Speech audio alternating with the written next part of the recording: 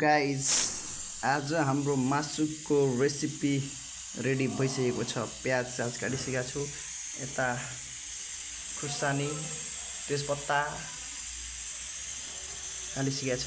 तेल थोरै तताउने अनि त्यसपछि यो हाल्ने। यसो गरेर अरे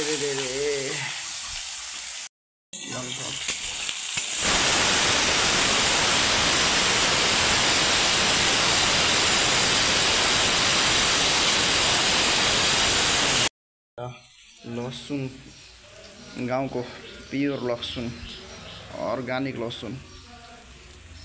मासु आइसकेको छ।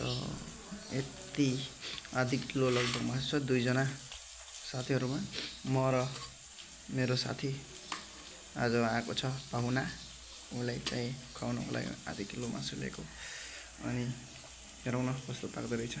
यो प्याज अब रातो थोरै पक्को जस्तो छ।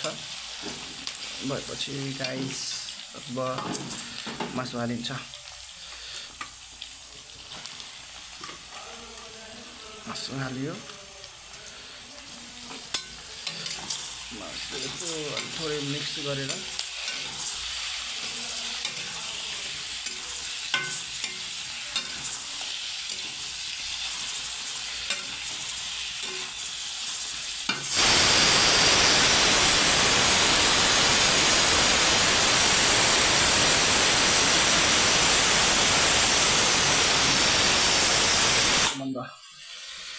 अब यसमा बेसार अनि नुन हालेर छोडिदिनु पर्यो। एकछिन लागि 10-15 मिनेटको लागि बेसार अनि नुन। यति नुन चाहिन्छ।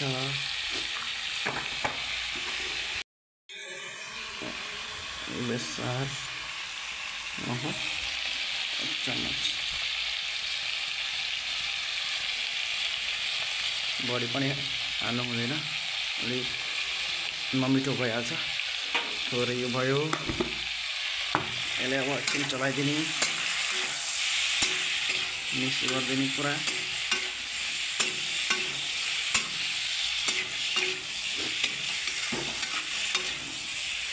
मजाले मिक्स गर्नुपर्छ।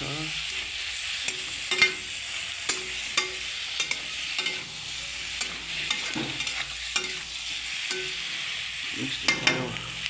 अब यसलाई एकछिनको लागि छोडिदिने।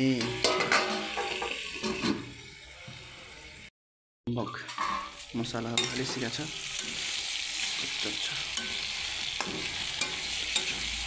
लसुन हालियो, मिट मसला हालियो, बेसार नुन पहिले हालिसकेको थियो। अनि रातो दुलो खुर्सानी पनि हालियो। यस्तो गरेर हालिसकेपछि अब 10 मिनट छोडिदिनेलाई भुट्ने 10 मिनटसम्म। त्यसपछि अनि हाल्ने। त्यतिकै बस्यो अहिले। ल लगभग रेडी भइसकेको छ हाम्रो मासु। पानी हालियो। पानी हालेपछि फेरि 10 मिनट छोडिदिने। त्यसपछि मिठो खाना तयारी भयो।